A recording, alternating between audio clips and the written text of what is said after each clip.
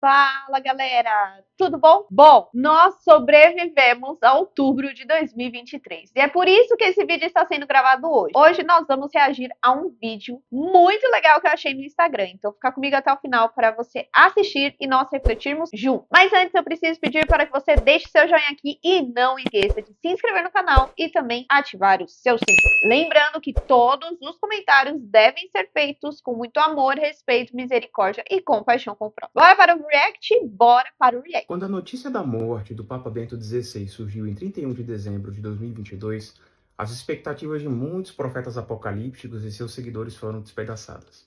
Não foi resultado do luto pela morte do Papa Emérito, mas porque isso significava que eventos futuros não ocorreriam da maneira que alguns pensavam que seria.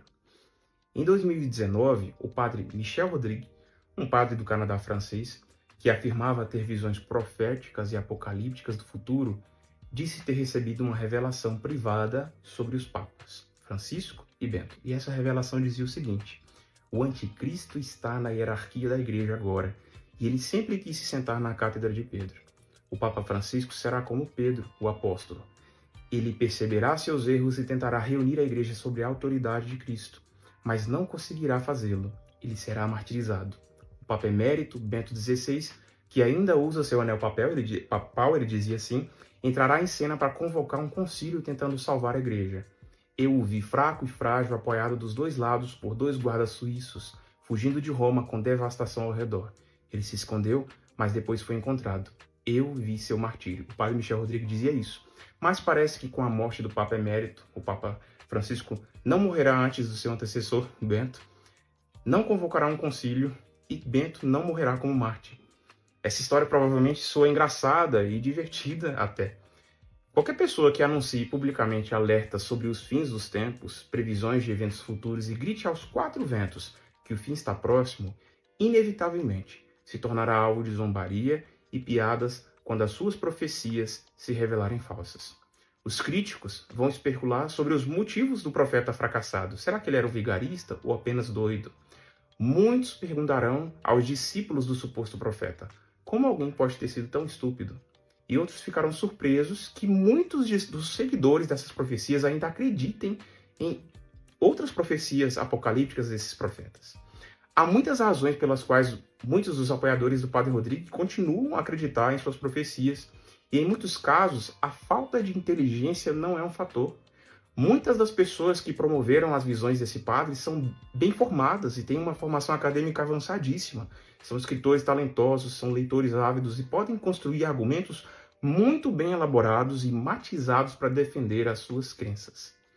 Alguns talvez se lembram da história do pregador de rádio Harold Camping, que em 2011 previu que o arrebatamento ocorreria no dia 21 de maio de 2011. Ele se tornou um tema de fascínio generalizado na mídia naquela época. Muitos jovens fizeram festas do apocalipse, programados para coincidir com o fim do mundo. Muitas pessoas riram de Camping, dos seguidores também naquela época.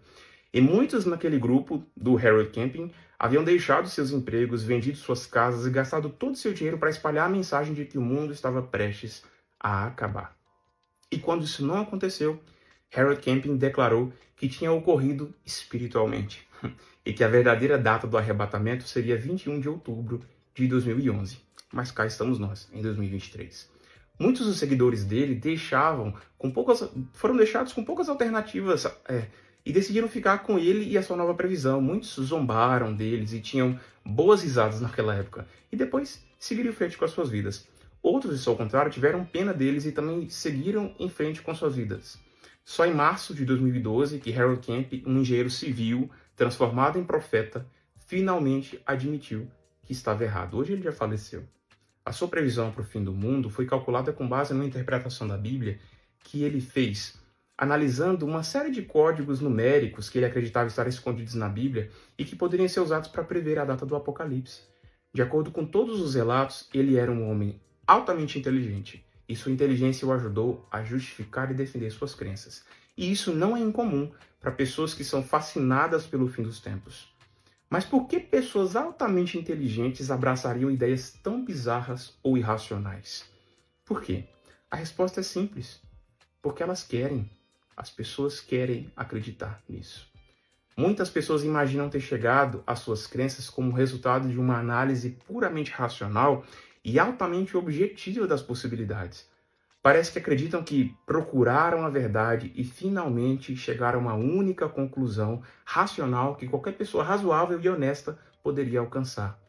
Quando essas crenças são religiosas ou políticas, essas pessoas se cercarão de outras pessoas que compartilham crenças semelhantes e juntos olharão com desdém ou pena para aqueles que ainda não descobriram as verdades que eles descobriram depois de investigar tanto.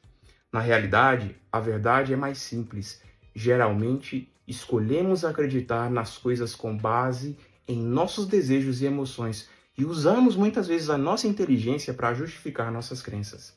E uma vez que estejamos determinados a manter uma crença ou conjunto de crenças específicas, não vamos nos desfazer delas facilmente. Quando investimos profundamente nossas vidas e emoções em uma fé religiosa ou ideologia, vai ser necessário muito esforço para nos convencer a mudar ou abandonar esse sistema de crenças. Não vamos largar fácil. Voltando aos seguidores da profecia do Padre Rodrigue, que eu falei no início do vídeo, sobre o Papa Bento, parece que a morte do Papa Bento finalmente convenceu os seguidores deles de que eles devem acreditar que aquela profecia é falsa. E quanto ao restante das profecias desse padre? Aparentemente, os seguidores ainda acreditam nelas. E esse princípio pode ser aplicado a qualquer ideologia, visão de mundo, religião ou teoria da conspiração. E se não estivermos conscientes dessa tendência em nós mesmos e nos outros, ela pode ser facilmente usada e abusada. Também pode nos levar a julgar erroneamente os outros. Nós podemos assumir incorretamente que as pessoas são altamente inteligentes porque têm crenças semelhantes às nossas. E podemos julgar que pessoas brilhantes que acreditam de maneira diferente são burras. Na realidade, a inteligência tem pouco papel em impulsionar a crença. Frequentemente, ela serve apenas como uma ferramenta para justificar ou matizar as crenças que nós já temos. É assim que a autossuficiência, a insensibilidade e a rigidez se instalam. Essa mentalidade cultiva a ideia de que entendemos tudo e que os outros são estúpidos, desviados ou até mesmo demoníacos. Essa tendência pode levar ao abuso espiritual, à manipulação emocional, medo e comportamento cruel e antissocial. Com tudo isso em mente, nós podemos nos perguntar: se nossas decisões são principalmente baseadas na emoção e não na razão, por que acreditar em alguma coisa? Por que ter fé em alguma coisa? Eu não estou criticando a crença em si. Todos nós temos crenças e isso é algo bom. Até mesmo os ateus acreditam no ateísmo. Nós acreditamos em alguma coisa. O importante é que entendamos mais plenamente o porquê acreditamos. O Papa Bento descreveu isso bem quando disse em Aparecida em 2007: a igreja não se envolve em proselitismo, em vez disso ela cresce por atração. A vida intelectual é extremamente importante para a fé, mas não é o alicerce. A fé das crianças e dos deficientes intelectuais nos ensina isso com muita clareza.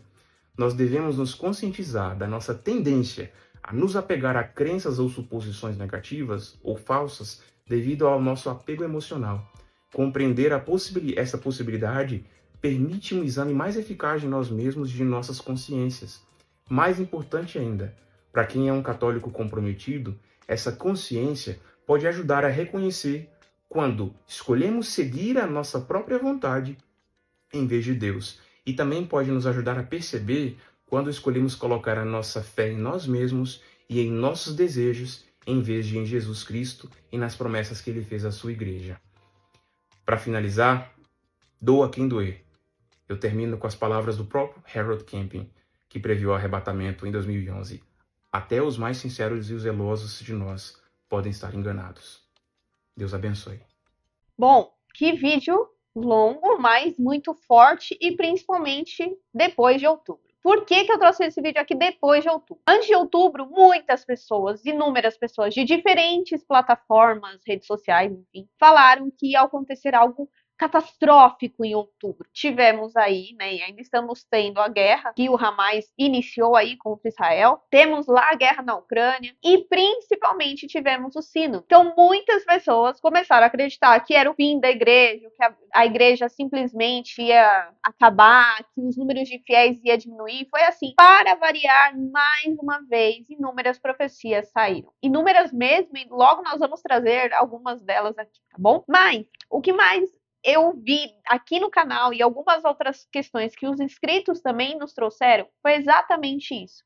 Quando nós nos deparamos com esse tipo de profecia apocalíptica que vai acabar o mundo, e a gente compara com a palavra de Deus, com a doutrina da Igreja Católica, com aquilo que os papas já falaram, com o que os santos já falaram, a gente enxerga essas últimas palavras que o seminarista Kaique, né? Esse vídeo é do seminarista Kaique da Canção Nova, ele disse, de que muitas vezes nós estamos pautados em nós mesmos, nas nossas fantasias, já vimos um vídeo aqui do Padre Paulo Ricardo falando sobre isso, e também querendo sempre descobrir o futuro das coisas, e não nos prendendo ou não vivendo o presente, que é o que Deus nos chama, né? Deus nos chama a viver hoje, o que hoje eu preciso saber para que eu consiga alcançar a eternidade num futuro que pode estar próximo, pode estar longe, ninguém sabe. Mas se nós formos comparar, e nós recebemos alguns absurdos dentro do canal, é isso que nós vemos. Não está pautado em Deus. Porque eu preciso saber cada vez mais sobre teologia da libertação. Eu preciso saber cada vez mais se a maçonaria está dentro da igreja ou não.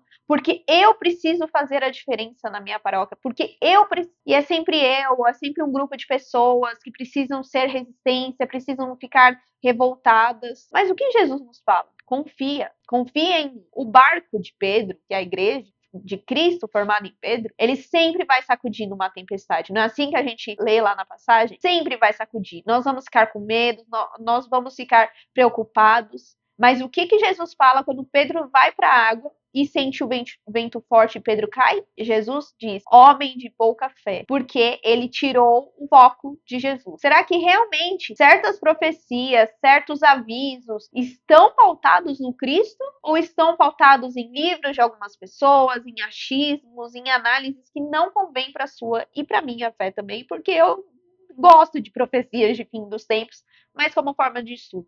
Será que nós realmente estamos deixando Jesus ser o centro das nossas vidas e da nossa igreja?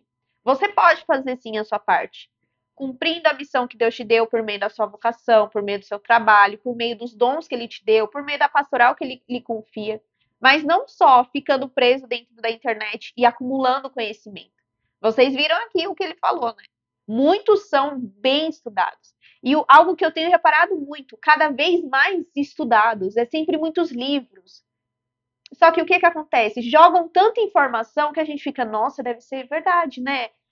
E eu assisto muitos canais, muitos perfis, gente. E quando a gente pega as informações que eles deixam e a gente vai pesquisar, a gente vai ler, a gente vê que não é tudo aquilo.